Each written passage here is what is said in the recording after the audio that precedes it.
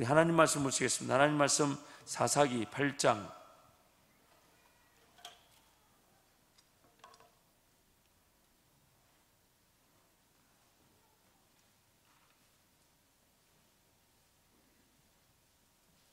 사사기 8장 22절부터 35절 말씀까지.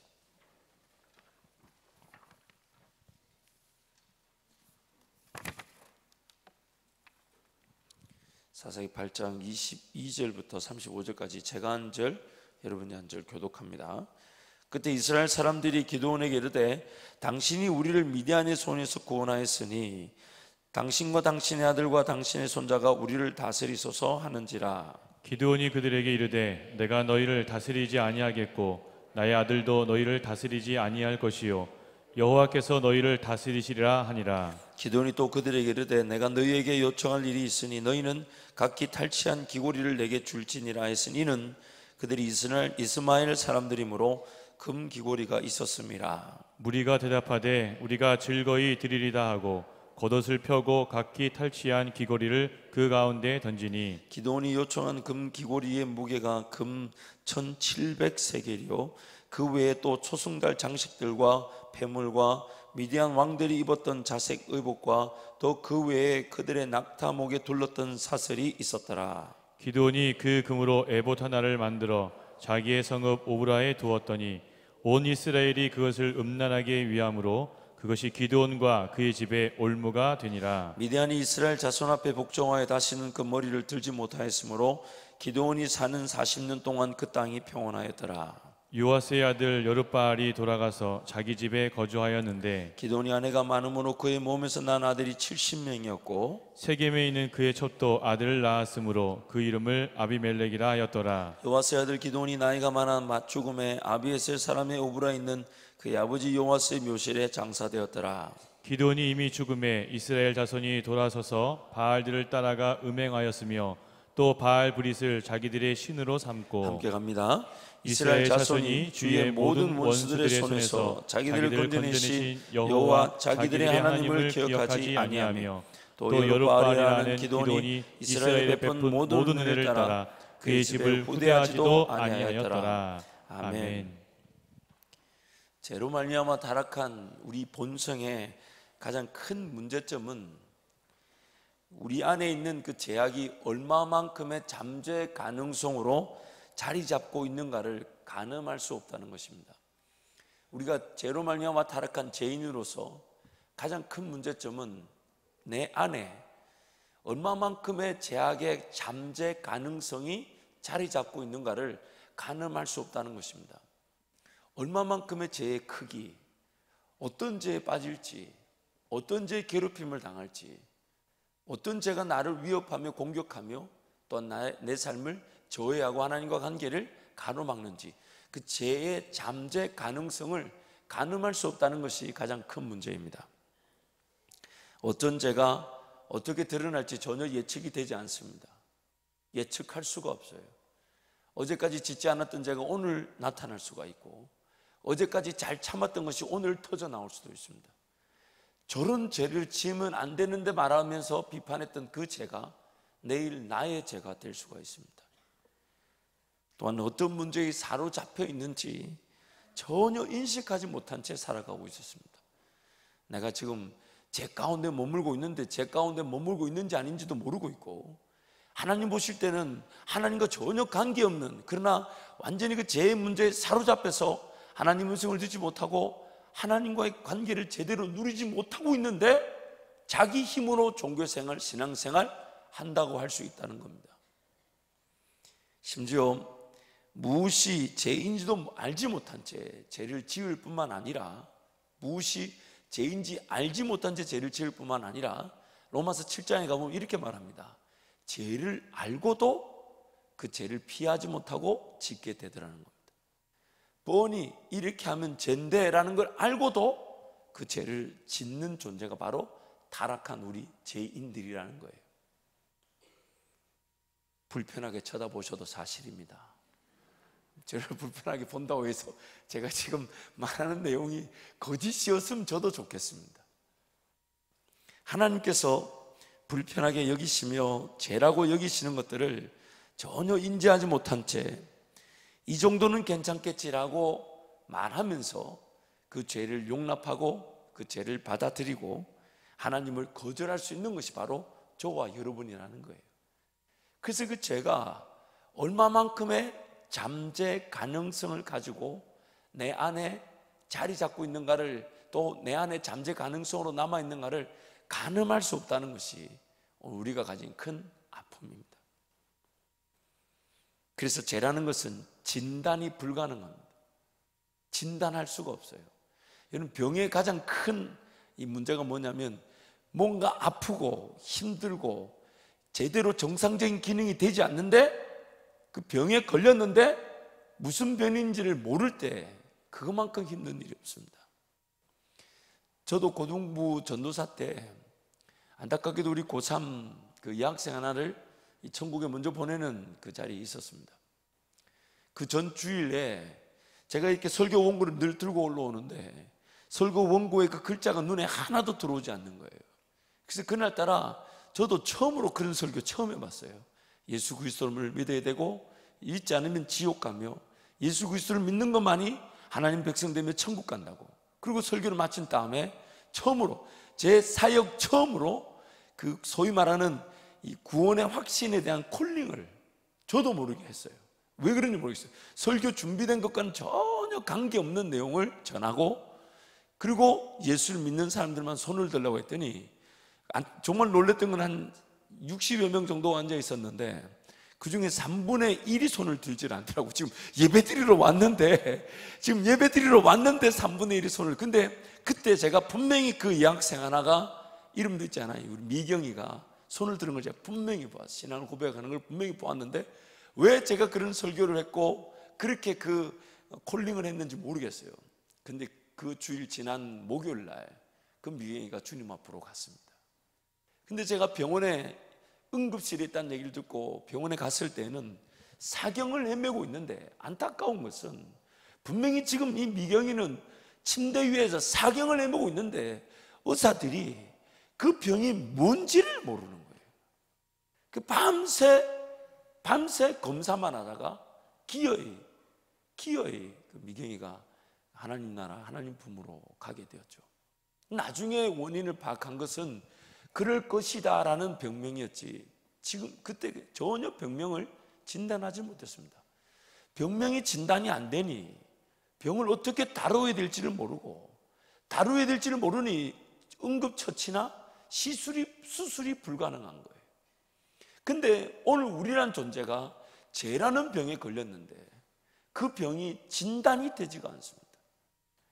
어떻게 나를 지배하고 있고 어떤 문제를 일으키는, 어떤 문제 속에 갇히게 하는지를 전혀 알지 못하게 만들어 버립니다.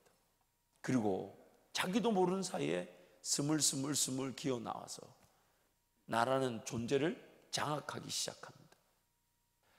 아는데도 짓게 만들고 모르고 짓게 만들어 제 가운데 머물게 하고, 하나님의 음성을 듣지 못하고 관계가 절단된 채 살아가게 만들어 버립니다.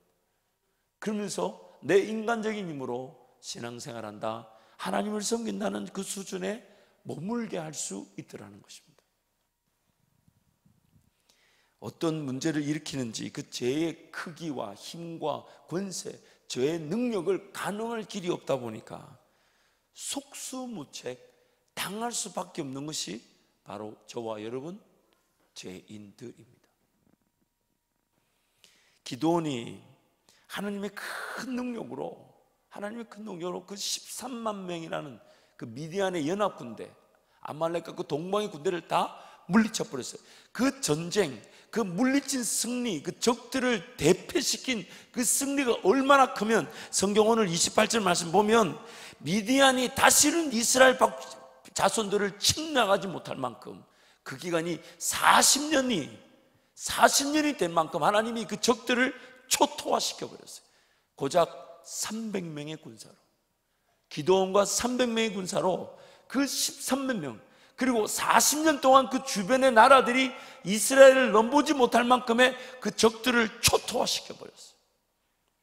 그런데 안타까운 것은 그렇게 하나님의 역사, 그렇게 큰 승리를 본 기드온이 또 사사로 인정받고 세워졌지만은 그럼에도 불구하고 오늘 본문 말씀 보면 자신의 욕망을 거절하지 못하여서 그 욕망의 그 정욕의 지배에 당하는 모습들을 오늘 우리에게 보여주고 있습니다. 하나님께 쓰임을 받았고 하나님께 쓰임을 받으면서 세워질 수 없는 이스라엘 백성을 구원할 구원자, 사사로 세워질 수 없는 그 기드온을 하나님이 기어이 세워주셨지만 그의 내면에 변화되지 않은 죄로 말미암아 타락한 그 본성, 그 욕정, 정욕, 욕망의 지배를 기드온이 이기지 못하더라는 것입니다. 이미 소문이 나서 아실 분들 아실 텐데 제가 사실 오늘 고함을 치면 안 되는데 지금 고함을 치고 있습니다. 소리가 좀 작더라도 여러분 아멘을 해주셔야 제가 소리를 안 지르면 참 표현하기도 그렇고 쉽게 좀 더 표현하자면요, 기드온이 아무리 겉모습이 혹은 큰 역사를 보다 해도 그 내면 세계의 변화가 없이는 하나님을 믿는 그 믿음, 신앙의 진정성은 인정받을 길이 없다는 겁니다. 그가 기드온이 말로는 자신이 그리고 자신의 아들들이 이스라엘 백성의 그 요구에 응하여서 왕이 되지 않겠다고 얘기하지만 정작 그 기드온이 결정하는 것과 행하는 일들을 보면 하나님을 왕으로 섬긴다면서 말로는 왕이 되지 않겠다는 그가 왕이 되어가는 모습을 오늘 우리에게 보여주고 있는 거예요. 말로는 자신과 자신의 아들들이 왕이 되지 않겠다고 하지만 그러나 그 내면에 있는 정욕과 욕심의 지배를 이기지 못하고 말만 왕이 되지 않겠다고 했지 왕 같은 모습들을 누리는 모습을 우리에게 보여주고 있습니다. 심지어 하나님과 관계없는 그 우상 숭배를 만들어내는 그런 일도 나타내더라는 거예요. 첫 번째로 보면 24절 말씀, 자신에게 왕이 되어달라는 그런 이스라엘 백성들에게 왕은 되지 않겠다고 하면서 기드온이 이상한 요구를 합니다. 한번 보세요. 24절 말씀 우리 같이 갑니다. 시작. 기드온이 또 그들에게 이르되 내가 너희에게 요청할 일이 있으니 너희는 각기 탈취한 귀고리를 내게 줄지니라 하였으니 이는 그들이 이스마엘 사람들이므로 금 귀고리가 있었습니다. 여러분 이 본문에서 지금 얘기하고 싶은 내용이 뭐냐면요, 지금 왕이 되어달라는 요구에는 응하지 않지만 귀고리를 달라고 얘기합니다. 근데 성경이 이렇게 표현해요. 이스마엘 사람들이기 때문에 뭘 갖고 있었다고요? 금 귀고리를. 그리고 그렇게 해서 26절 27절 보면 이 기드온이 취하게 된 금 귀고리, 금이 무려 19kg가 된다는 거예요. 1700세겔. 19kg면 5060돈입니다 500냥이 넘어요. 그 바다가 뭐 하려고 금 귀고리를 달라 했을까요? 성경이 이렇게 말합니다. 이스마엘 사람들이 금 귀고리를 가지고 있었기 때문에 기드온이 뭘 달라고 했다고요? 귀고리를 달라 했다. 그리고 기어이 그 금 가지고 이 기드온이 뭘 만드냐면 에봇을 만들죠. 이 에봇이라는 게 뭐냐면 대제사장이 입는 위에 겉옷 같은 조끼 같은 건데 그 에봇에는 우림과 둠밈이라는 게 들어있어서 하나님의 뜻을 확인하는 이 제비뽑기 방식의 하나님의 뜻을 확인하는 대제사장이 입는 조끼예요. 근데 그거를 에봇을 금으로 떡 만들어가지고 그것을 자기 집에 두고, 그리고 성경이 이렇게 말합니다. 그 금 에봇 때문에 기드온과 그 자기 가족들에게 뭐가 되었다면 올무가 되었다고 얘기합니다. 분명히 잘못되었다는 거예요. 에봇 그 자체가 틀린 게 아닌데 에봇을 하나의 우상 신상처럼 만들어 놓고 자기 집에 뒀다는 거예요. 당시 이 하나님의 성막은 실로라는 곳에 있었습니다. 그래서 그 실로에서 하나님께 예배드려야 되는데 기드온이 사사로서 큰 역사를 이루어낸 다음에 에봇이라는 걸 만들어 자기 집에다 두다 보니까 백성들이 실로에 가서 하나님께 예배 드려야 되는데 자기 집에 와서 지금 예배를 드리는 거예요. 우상 숭배 일이 일어나더라는 것입니다. 그래서 말로는 왕이 되기를 거절하였지만 왕의 버금가는 그런 모습들, 특히 26절 말씀을 같이 한번 갈까요? 26절 함께 갑니다. 시작. 기드온이 요청한 금 귀고리의 무게가 금 1700세겔이요 그 외에 또 초승달 장식들과 폐물과 미디안 왕들이 입었던 자색 의복과 또 그 외에 그들의 낙타목에 둘렀던 사슬이 있었더라. 말로는 왕이 되기를 거절하였지만은 왕의 버금가는 삶을 취하고 누렸다는 겁니다. 말과 행동이 일치하지 않습니다.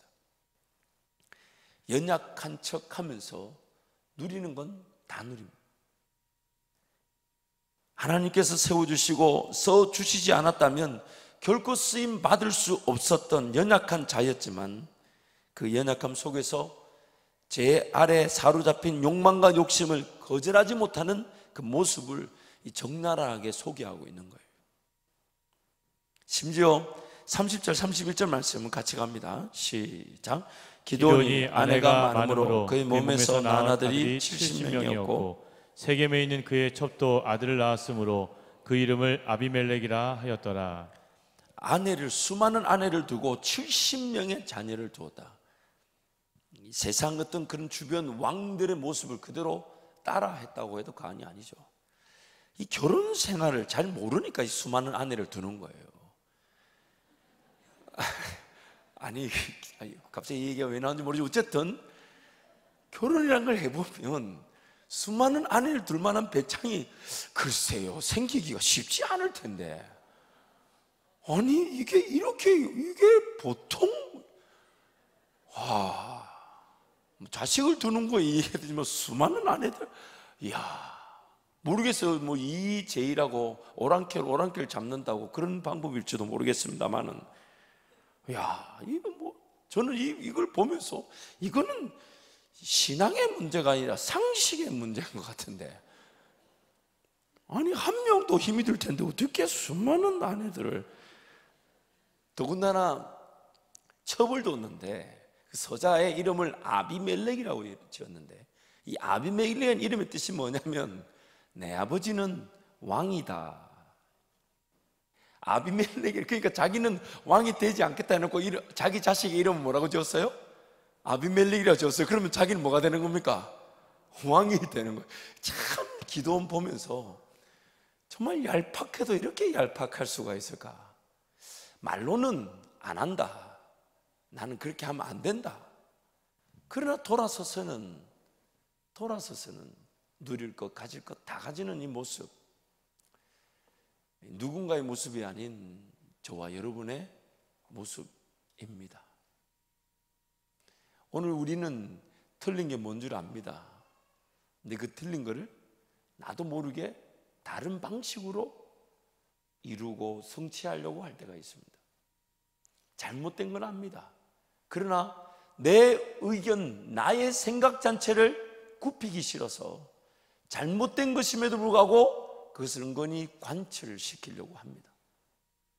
나 자신을 잃어버리고 나를 지키지 못할까 봐 내 내면의 그런 두려움과 염려와 근심과 걱정이 항상 존재하고 있습니다. 수치를 당할까 봐 내 의견이 존중되지 않아 부끄러움을 당할까 봐 내가 말했는데 다른 사람들이 인정해 주지 않으면 그것 자체가 불편하고 어렵고 힘든 그 본성을 우리는 다 가지고 있습니다. 그러면서 말로는 아니다 괜찮다 하지만 돌아서서 다른 방법으로 다른 방식으로 나를 관철시키고 내 의견을 내 생각을 이루려는 그런 본성을 기도원뿐만 아니라 오늘 저와 여러분도 다 가지고 있습니다. 하나님께서 그 연약하고 부족한 기도원을 그 큰 전쟁의 승리 현장의 주인공으로 세워주시고 그 능력을 경험하게 하셨지만 정작 기도원은 아주 사소한 것에서부터 매우 큰 것까지 그 죄의 지배를 피할 수 없더라는 거예요. 그 죄의 지배를 피할 수 없더라는 거예요. 그래서 오늘 이 기도원을 통한 오늘 우리에게 주신 두 가지 메시지는, 첫 번째는 성령의 역사를 경험하였다고 할지라도 죄의 규모나 잠재 가능성이 완전히 제거되지 않는 내 내면의 변화는 일어나지 않을 수 있다는 것이 아픔입니다. 성령의 역사와 능력이 나타났지만 그러나 그 성령의 역사를 감당하는 그 사람이 그 내면의 본성적 타락, 죄인의 그 죄의 권세와 능력을 제거하지 못한 채 여전히 지배 안에 갇혀 있을 수 있다는 것이에요. 그래서 이단들이 일어나는 겁니다. 이단의 뜻이 뭡니까? 달을 이자에 끝단자예요. 끝이 다른 거예요. 보면 저도 직접 봤어요. 지금도 제가 얘기하면 그런 어떤 기도원들, 저희 어머니와 함께 거기 가서 제 눈앞에서 제 옆에 있던 그 귀신 들린 누나, 물론 모르는 사람이에요. 이상하게 인사할 때도 이상하게 인사도 잘 안 하고 박수도 안 치고 예배 드릴 때 왜 그런지 몰랐는데, 딱 강단에서 설교를 마치고 귀신 들린 사람 나오세요 했더니 이 누나가 옆에 있는 아줌마 손에 끌려 나가고 그 자리에서 귀신이 쫓아가는 걸 제가 봤다니까요. 그리고 다시 내 옆에 왔다니까. 얼마나 떨었는지 모릅니다. 제가 제 평생에, 그때 제가 초등학교 4학년인가 그랬는데 제 평생에 그렇게 뜨겁게 기도해 본 적이 그날이 처음이에요. 얼마나 뜨겁게 기도했는지 몰라요. 귀신 올까 봐, 나간 귀신 나한테 올까 봐. 아니 이제 제 초등학교 제 본심이에요. 그 나간 귀신이 몰랐을 때는 그냥 뭐 그러는 애인데 벌떡 일어나가 귀신 치료받고 들어올 때는 이게 바짝 정신, 지금도 머리카락이 있어요, 그때 생각하면. 그런데 그런 역사를 나타냈던 사역자들이 지금 이단으로 변질되어져 있습니다. 왜 그런 줄 아십니까? 쓰임을 받고 자신들은 버림을 받은 겁니다. 쓰임을 받고 자신들은 버림을 받은 겁니다. 하나님이 주신 은사, 그 은사대로 쓰임은 나타났지만 그 은사를 제대로 관리하지 못하고 인간적인 욕심과 정욕을 채우는 대로 쓰여지니까 그 은사를 돌아가는 가져가 버리는 순간 그 사람 뭐가 되는 걸까요? 그런데 여러분, 이단이라는 그 정도의 차이지 오늘 우리가 그럴 수 있다는 거예요. 저는 한 주간 이 말씀을 묵상하면서 정말 두려웠습니다. 그래서 사도 바울이 이런 고백을 했죠. 고린도전서 9장 26절 27절 우리 함께 화면에 한번 띄워주죠. 같이 갑니다. 시작. 그러므로 나는 다름질하기를 향방 없는 것 같이 아니하고 싸우기를 허공을 치는 것 같이 아니하며 내가 내 몸을 쳐 복종하게 함은 내가 남에게 전파한 후에 자신이 도리어 버림을 당할까 두려워함이로다. 정말 사도 바울이 제대로 은혜를 붙들은 거죠. 달리기는 하는데 향방 없는 것 같이 아니한다, 방향 없는 것 같이 한다. 그래서 그 방향이 뭐냐라고 해서 27절 이렇게 얘기합니다. 쓰임을 받지만 버림받을 수 있다라는 것을 기억하는 거예요. 사도 바울이 지금 향방, 방향 없는 것처럼 달리지 않겠다 하면서 그 방향에 대해서 말하는 것이 쓰임을 받을 수 있지만 자신이 버림을 당할까 두려워서 날마다 어떻게 한다고요? 자기를 쳐서 복종시킨다는 것. 그래서 하나님 앞에 자기를 자꾸 갖다 놓는데요. 하나님 은혜를 구하고 어떤 사역을 감당하고 어떤 사업이나 직업, 내 사명을 감당하고 혹은 물질을 통해 하나님께 영광을 올려드리고 내가 선 자리에 영향력, 가치, 일이 되게 하고 하나님께 영광을 올려드릴 그런 역사들이 나의 삶의 현장에 나타날 수 있지만 내 내면에 변화가 일어나지 않아 버림을 받을 수가 있다는 거예요. 오늘 기도원이 만들어낸 이 안타까운 일들이 오늘 나에게도 어쩌면 지금 일어나고 있을 수 있고 일어날 수 있다는 것입니다. 두 번째는 일시적인 성령의 역사가 아무리 분명하고 크다 할지라도, 위대하다 할지라도 타락한 본성의 내적 변화는 지속적인 은혜와 치료가 동반되어야 한다는 거예요. 지속적인 은혜와 치료가 동반되어야 한다는 거예요. 제가 지금 마음 같아서는 불같은 말을 토하고 싶은데, 여러분 정말 지난주 주일 말씀 또 오늘 이 말씀 맥락이 같죠. 성령이 내 안에서 어떻게 역사하고 계신다고요? 어떤 형태로 머무신다고요?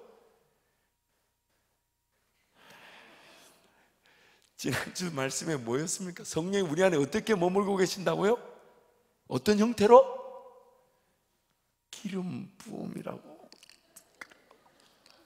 갑자기 눈이 안 보이네요. 기름 부음이라고 했잖아요. 근데 그 기름 부음이란 말이 너무 적절한 것이, 그 기름이 내 내면에 어떻게 스며들듯이 쫙.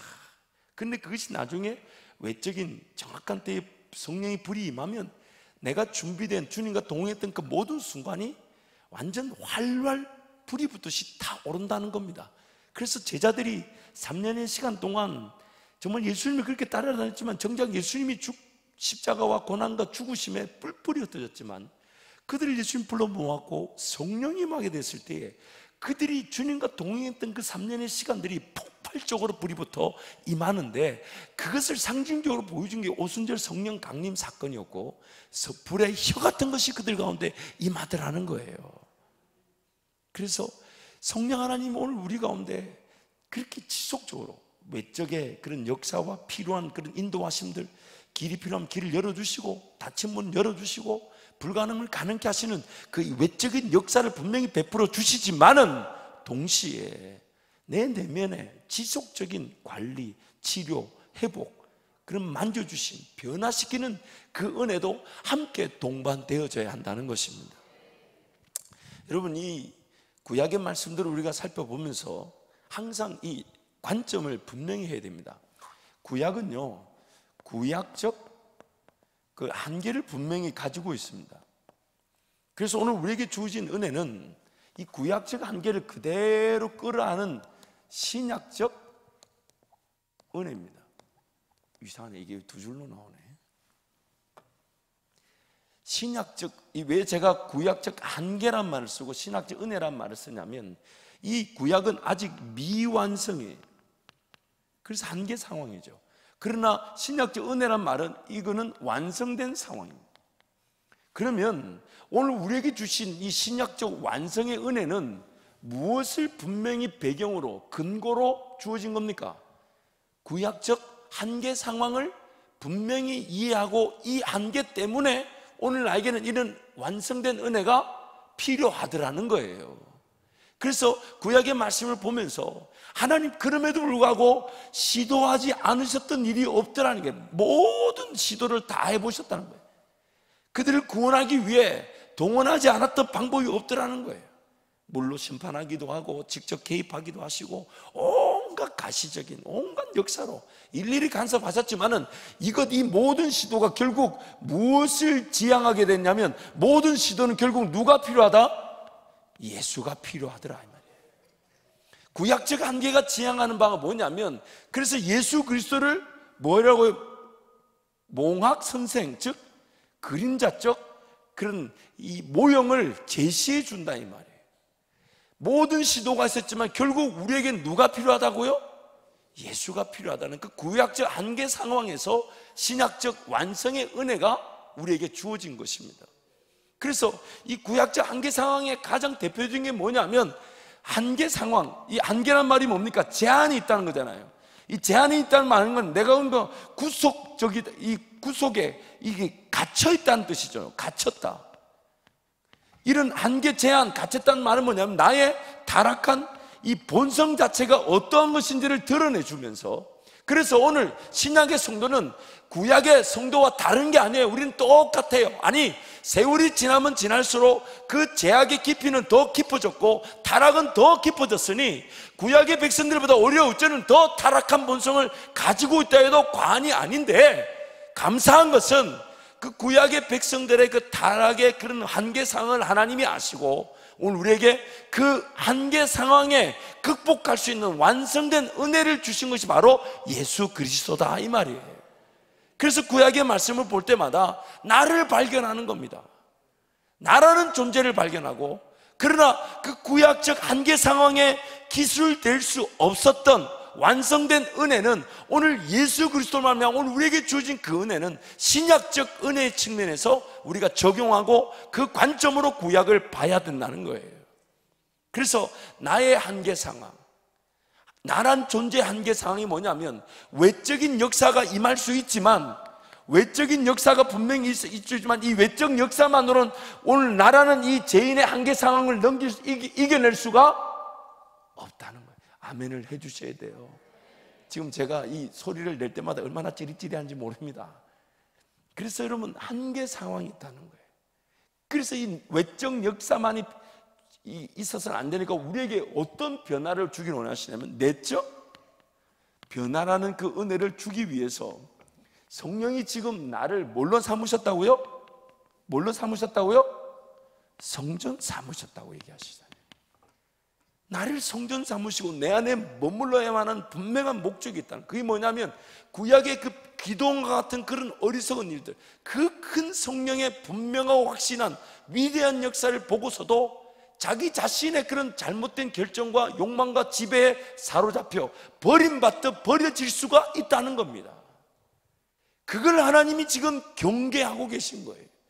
그래서 그 상황을 볼 때 오늘 우리에게 필요한 은혜가 뭐냐 이 말이에요. 여전히 성령의 가시적 외적 역사는 있을 수 있습니다. 극적으로 작은 것부터 큰 것까지, 직장의 문이 극적으로 열린다든지 극적인 만남이 있다든지 또 병을 기적적으로 고쳐주신다는 그런 초월적, 형이상학적 하나님만의 분명한 능력이 지금도 일어나고 있습니다. 그러나 하나님의 관심은 그것뿐만이 아니라는 거예요. 하나님의 관심은 어디에 있냐면 내 마음이 변화를 받아 새롭게 되는 것에 있다고 성경이 말씀하시는 거예요. 로마서 12장 2절 말씀에 너희는 이 세대를 본받지 말고 마음의 변화를 받아 새롭게 돼요. 그 모든 것들을 하나님 영적으로 분별하도록 하라. 내적 변화에 대한 성숙, 성화, 그리고 그것은 결국 성숙과 성화는 결국 이것이 결국 뭐 하나님을 어떻게 하는 겁니까? 닮는 거죠. 그래서 그 하나님을 닮아가는, 왜냐하면 우리는 어떻게 지어졌기 때문에요? 하나님의 형상대로 지어졌으니까. 그래서 하나님은 지금 처음부터 끝까지 똑같은 얘기를 일률적으로 통일성을 갖추어서 다양한 접근과 방법을 통해 우리에게 말씀해 주셨던 것입니다. 나란 존재가 하나님의 형상을 따라 하나님의 그 이미지, 그 겉모습뿐만 아니라 외적으로 나타나는 능력뿐만 아니라 하나님의 그 성품, 거룩하심, 정직하심, 진실하심, 하나님 그분의 그런 모든 것들을 그대로 닮은 자로 회복되어지고 나타나기를 원하시는 겁니다. 그래서 이 내적 변화를 위해 성경이 이렇게 말합니다. 우리가 거룩하여질 수 있는데 뭘로 거룩하십니까? 말씀과 기도라는 거예요. 참 단순한데 이거를 우리는 계속해서 무시하죠. 하나님 말씀 그 자체를 읽는 것이 내 삶에 지금 당장 했던 결정이나 인도하심과 무관하다고 느끼게 만드는 게 타락한 본성의 미혹입니다. 과연 내가 지금 일을 해결해야 될 그 일이 있는데 무릎을 꿇고 기도만 하는 것으로 하나님은 일하실 수 있을까라고 의심하게 만드는 게 타락한 본성의 유혹이에요. 지금 내가 무릎을 꿇었는데 일이 해결되지 않고 심지어 내 삶에 거기서 아무것도 나타나지 않는다 할지라도 내가 하나님 앞에 지금 무릎을 꿇은 것만으로도 우리는 행복해할 수 있습니다. 왜냐하면 하나님이 살아계시기 때문에. 그래서 못 먹고 못 마시고 못 입고 죽어버리면 기도하는 그 자리에서 내 삶이 끝나는 것이 오히려 우리는 행복한 것인 줄 알게 되죠. 그런데 기도 자체가 내 삶을 해결하기 위한 수단과 도구로 전락되는 순간 기도가 더 안 됩니다. 인생을 문제를 풀고 어려움을 해결하기 위해 기도하는 그 기도가 삶을 위한 도구와 수단이 되는 순간 기도가 오히려 되지 않죠.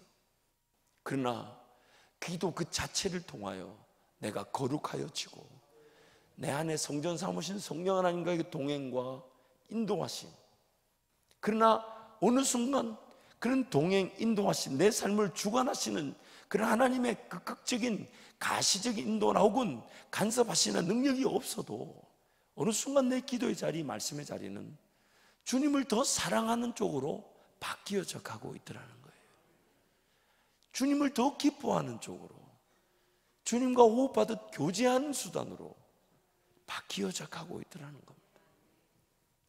그리고 그것만으로도 만족할 수 있고 그것만으로도 기뻐한 것인데, 예수 그리스도를 사랑한 것뿐인데 예수 그리스도가 내 안에서 살아서 역사하시듯 내 삶에 그 길을, 삶을 주관하신다는 것이죠. 그래서 그때 우리가 하는 말이 나는 죽고 예수가 살고. 그래서 사도 바울이 다른 모든 건 배설물로 여기지만은 오직 한 가지만 고상하다 그랬어요. 그게 뭡니까? 예수 그리스도를 아는 지식, 그분을 알고자 하는. 말씀을 준비하면서 제가 한 가지 이 말씀과 기도라는 측면에서 이런 그림이 하나 떠올라서 여러분한테 나누면 참 좋을 것 같아요. 하나님은 세상의 모든 걸 다 가지고 계시니 그분께 모든 것이 다 있죠. everything. 그분께 모든 게 다 있어요. 그래서 그런데 오늘 내 삶의 지경에 하나님 가지고 계신 그 모든 것들을 흘러보내게 될 텐데, 그렇죠? 그래서 그 하나님과 나와의 그 관계에서 하나님의 그 은혜, 하나님의 능력, 하나님 가지신 그 모든 것들이 내 삶의 현장에 이제 임하게 되면 우리는 첫 번째는 든든한 반석 위에 세워지는 것처럼 삶이 지어지고 뭔가 세워지게 되죠.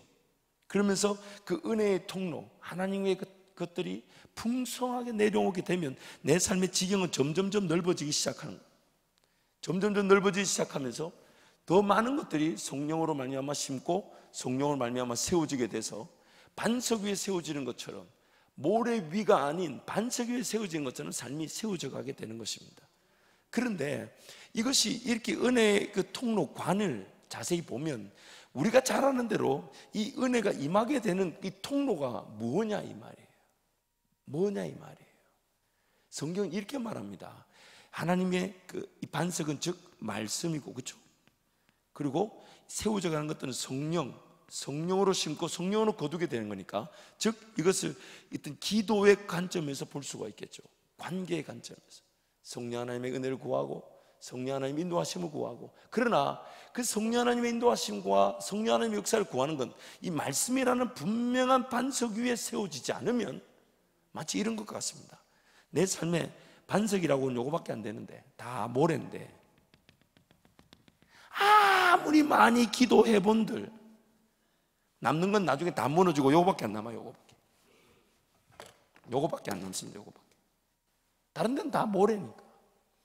하나님을 모르는데, 하나님 아는 지식을 모르고 삶의 원리, 하나님 말씀 안에서 내 삶을 분명히 세워가야 될 원리, 질서, 하나님의 뜻, 하나님의 관점, 하나님 나라, 하나님의 이런 걸 모르는데 아무리 기도해 본들 세워질 수 있는 게 없어요.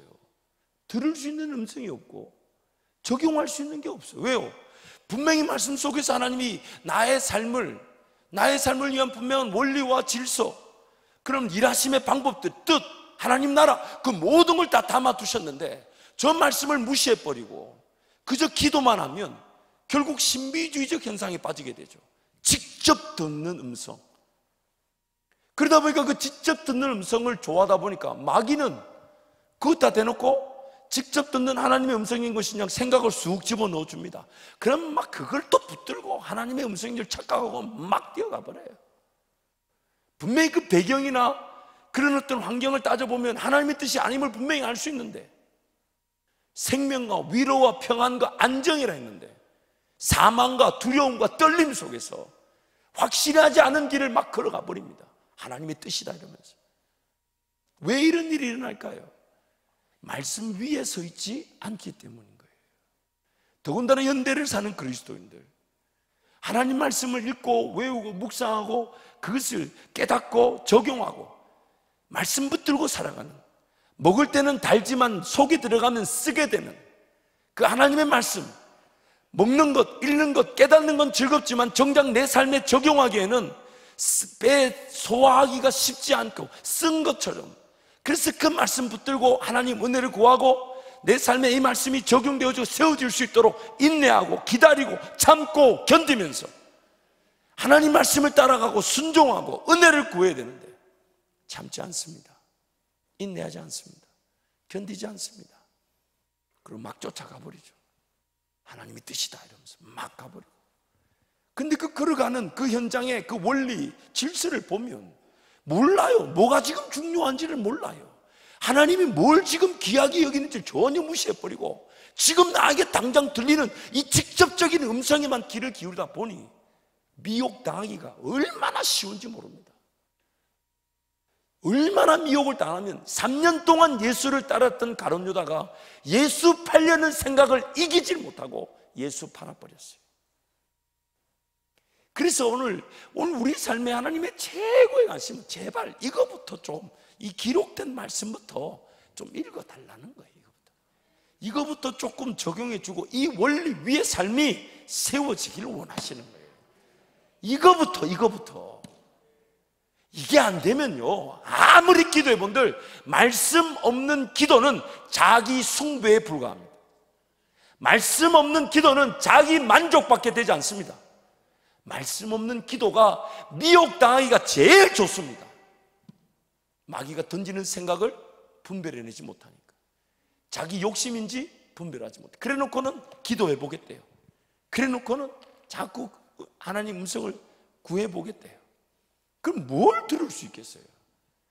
분명히 정해진 원리가 있고 질서가 성경 안에 적혀져 있는데 이걸 깨닫지 않은 채 그 원리 위에, 질서 위에서, 그래서 좀 구체적인 분명한 말씀의 원리 위에, 질서 위에서 그 말씀을 깨닫고 그 말씀을 붙들고 살아가며 그 말씀의 원리를 이해하고 받아들이면서, 그러면서 나에게만 주실 수 있는 주관적인 음성을 구하게 될 때에 말씀의 그 역사가 기도로 통해 들려지는 하나님 음성과 만나게 되면서 폭발적인 불이 붙게 되는 것인데, 말씀의 원리는 모르고 말씀 위에 삶은 세워져 있지 않으며 말씀의 질서 위에 삶이 가꾸어져 있지 않으면서 무슨 음성을 듣겠다는 겁니까? 어떤 음성이 들려야 되겠습니까? 이렇게 기록한 것이 깨달아지게 할까요? 그러면 아예 기록하지 않았을 거 아니냐 이 말이에요. 소리를 지르면 안 되는데, 실컷 지르고 보니까 또 이미 늦어버렸네. 사랑하는 성도 여러분, 오늘 우리란 존재를 사도 바울은 이 기도원 혹은 구약의 백성들의 그런 한계사항을 정확하게 인지하고 자신의 분명한 방향을 정하기를, 쓰임을 받고 버림받지 않으려. 목사님, 저도 이게 얼마나 두려운지 모릅니다. 정말 얼마나 두려운지 모릅니다. 정말 저도 뭔가 전혀 뜻하지 않는데 나도 모르는 사이에 뭘 누리고 있는 것 같고, 나도 모르는 사이에 뭔가 추구하고 있는 세상적인 것들, 그런 것들이 나를 지배하고 있을까 봐 얼마나 두려울지 모르고, 지금도 그러고 있는데 모르고 있을까 봐 얼마나 하나님께 죄송한지 모릅니다. 쓰임을 받고 버림을 당할 수 있습니다. 그래서 하나님은 지금 우리 내면을 바꾸고 가기를 원하시는 거예요. 우리 내면의 그런 기준들, 사랑하는 것들, 좋아하는 것들, 가치, 기뻐하는 것들, 삶의 그런 구석구석의 습관이나 문화들, 작은 것에서부터 큰 것까지 결정 기준, 판단, 선택의 기준, 그 모든 것들이 하나님 말씀 위에서 주님 사랑하기 때문에. 참 재밌는 얘기를 하나 해드릴까요? 이 하나님의 그 참 그 오묘한 것이 있는데, 우리란 이 내면이 이렇게 존재한다고 합시다. 해보시죠. 그러면 하나님이 어떤 길을 내시고, 그렇죠? 능력을 내시고, 이 권세, 이런 일들이 아직도 존재하고 있습니다. 성령의 인도하심 분명히 있죠. 그런 것들이 나타날 수 있지만 안타까운 것은 이런 것들이 나타나도 내 내면에 이 썩어 빠진 이 제 본성은 변화되지 않을 수 있다는 거예요. 조금의 영향을 받을 수 있지만, 그런데 한 가지 방법을 한번 순서를 바꿔볼까요? 내 내면에 이 변화가 일어나면 하나님을 알고, 그래서 하나님을 아는 지식, 그분의 성품, 그분의 계획, 이런 방법들, 이런 것들 점점 알아가기 시작하면요, 이 겉으로 나타날 역사가 나타났을 때는 이 두 개가 함께 서로 연합하여서 더 놀라운 하나님의 역사를 보게 되는. 그래서 오늘 우리가 추구해야 될 것이 무엇입니까? 물론 동시에 은혜를 구해야 됩니다만은, 여러분이 기도를 한번 자세히 한번 살펴봐 주십시오. 여러분의 기도를 한번 살펴봐 주십시오. 정말 주님을 사랑하기 때문에 살아가는 삶인지, 내 삶을 살기 위해 주님을 사랑하고 있는 것인지, 하나님이 나를 향해서 나를 귀하게 여기시고 나를 존중히 여기시고, 하나님은 지금 나를 사랑하셔서, 그래서 그런 내가 하나님을 더욱더 닮아가며 하나님 그분과 함께 동행하는 나의 존재 자체를 기뻐하셔서 나와 함께 지금 나의 하나님이 되어주시고 내 길을 인도하기를 원하시는데, 나란 존재는 자꾸만 그 제 본성에 사로잡혀서 외적인 거, 능력, 기적, 권세, 그런 것들만 자꾸 추구하고 있는 건 아닌지. 그래서 세례 요한이 이런 고백을 하잖아요.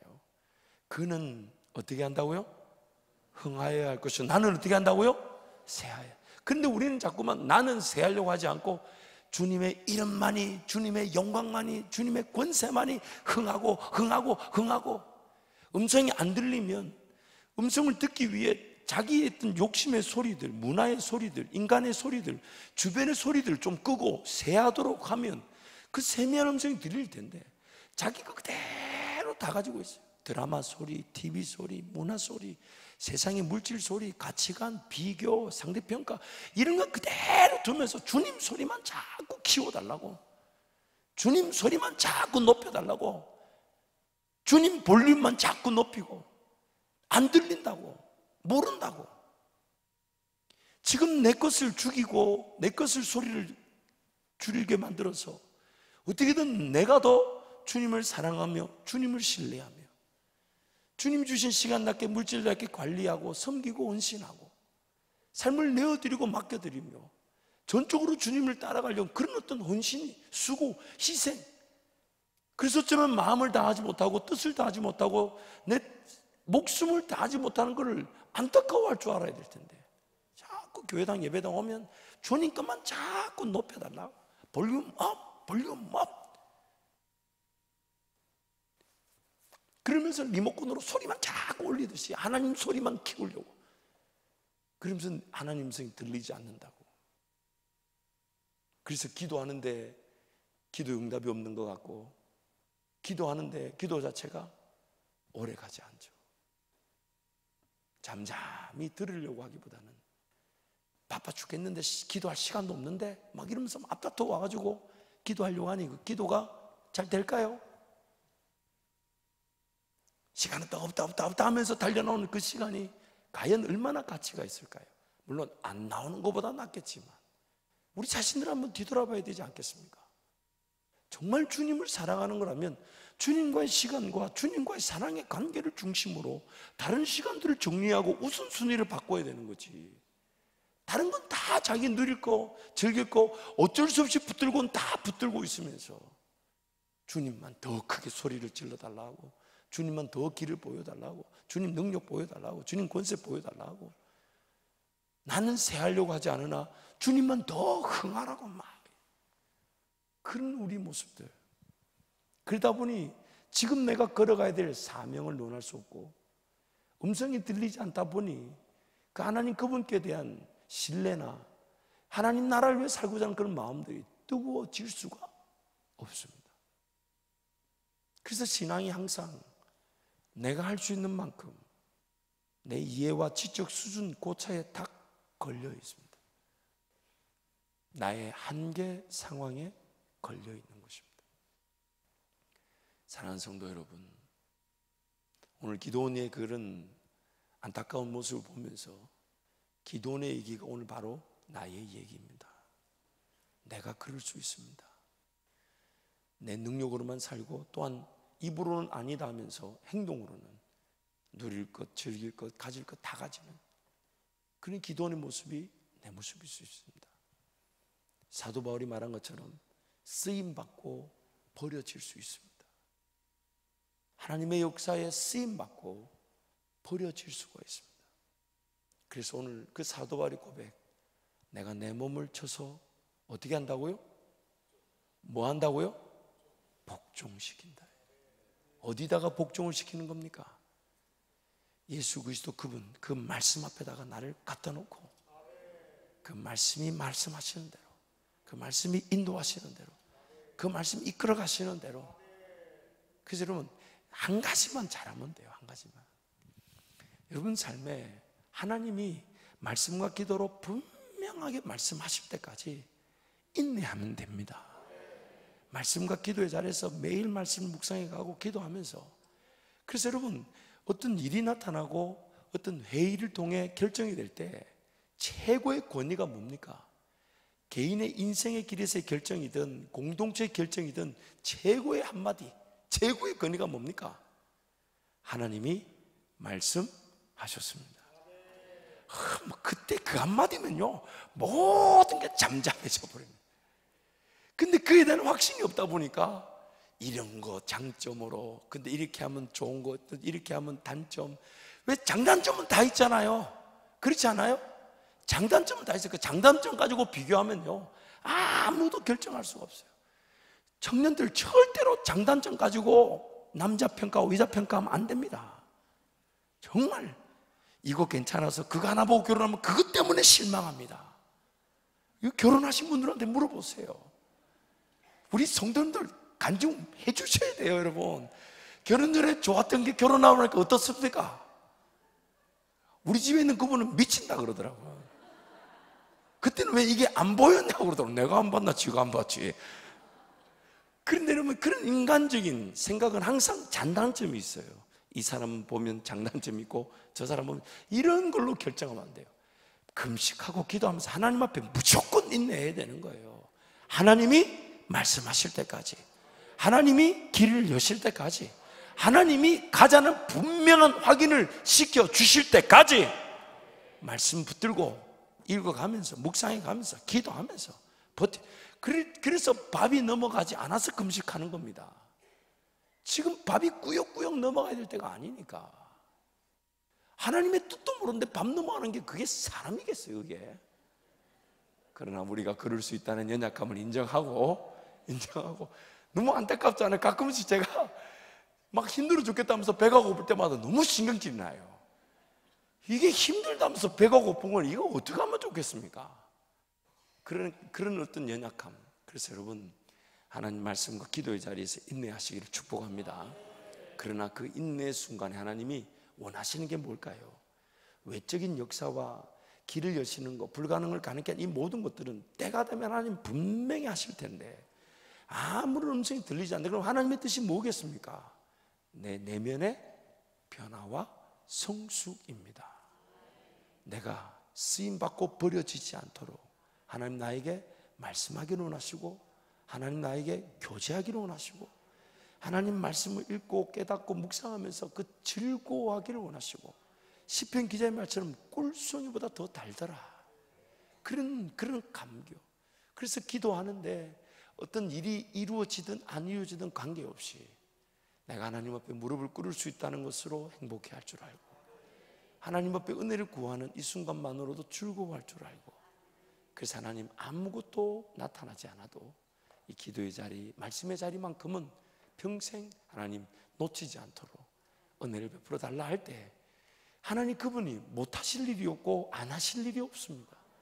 그분이 여러분 모든 삶을 가장 좋은 길로 인도하실 것입니다. 그래서 한번 동성으로 기도하겠습니다. 여러분 기도하실 때에 하나님 그 외적인 역사, 성령의 인도하심 분명히 우리 가운데 허락하실 것입니다. 때가 되면 나타내실 것입니다. 그러나 외적인 그런 역사를 보고서도 정말 인간적인 욕심, 죄의 권세에 사로잡혀서 그런 정욕과 욕심을 이겨내지 못한, 쓰임받고 버려질 수 있는 그 위기가 오늘 우리의 현실인 줄 알아서 하나님 말씀을 붙들며 기도하며 말씀과 기도로 거룩하여지면서 하나님 말씀하실 때까지, 인도하실 때까지 하나님 앞에 인내할 줄 아는 자, 기다릴 줄 아는 자 되게 해달라고 우리 주님 간절히 찾고 동성으로 기도합니다. 주여.